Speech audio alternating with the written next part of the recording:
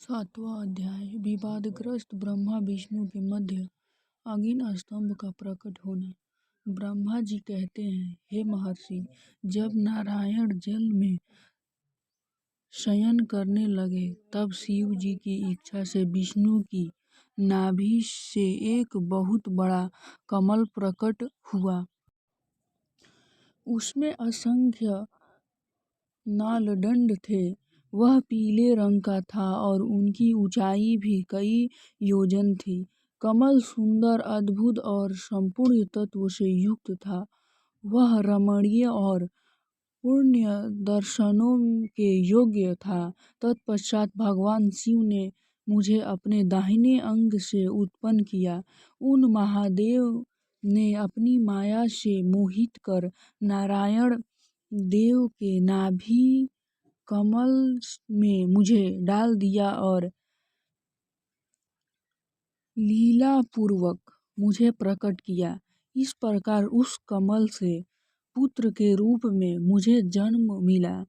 मेरे 4 मुख लाल मस्तक पर त्रिपुंड धारण किए हुए थे। भगवान शिव की माया से मोहित होने के कारण मेरी ज्ञान शक्ति बहुत दुर्लभ हो गई थी और मुझे कमल के अतिरिक्त और कुछ भी दिखाई नहीं दे रहा था। मैं कौन हूँ, कहाँ से आया हूँ, मेरा कार्य क्या है, मैं किसका पुत्र हूँ, किसने मेरा निर्माण किया है। कुछ इसी प्रकार के प्रश्न ने मुझे परेशानी में डाल दिया था। कुछ क्षण के बाद मुझे बुद्धि प्राप्त हुआ और मुझे लगा कि इनका पता लगाना बहुत सरल है। इस कमल का उद्गम स्थान इस जल में नीचे की ओर है और इनके नीचे मैं उस पुरुष को पा सकूंगा जिसने मुझे प्रकट किया है।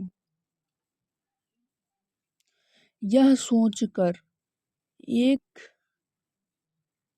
नाल को पकड़कर मैं 100 वर्ष तक नीचे की ओर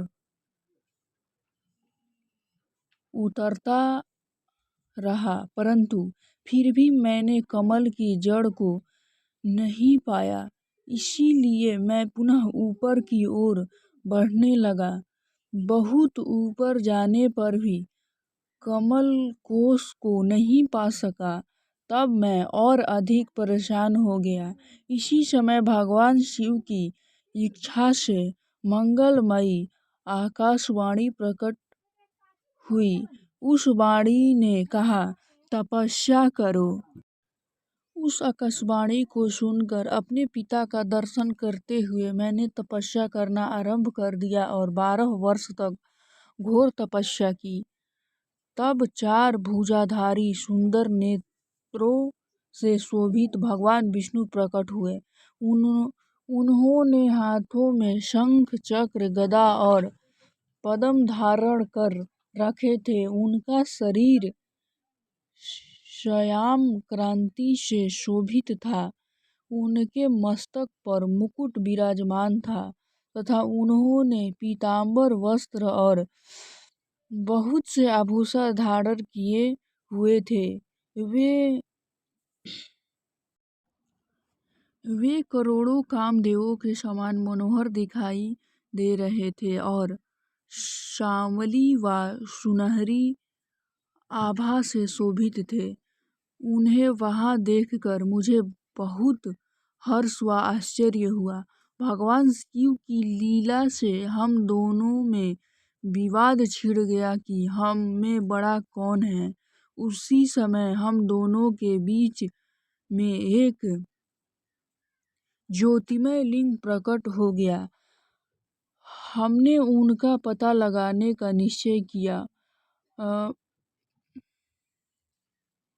मैंने ऊपर की ओर और विष्णु जी ने नीचे की ओर उस स्तंभ के आरंभ और अंत का पता लगाने के लिए चलना आरंभ किया, परंतु हम दोनों को उस स्तंभ का कोई और छोर नहीं मिला।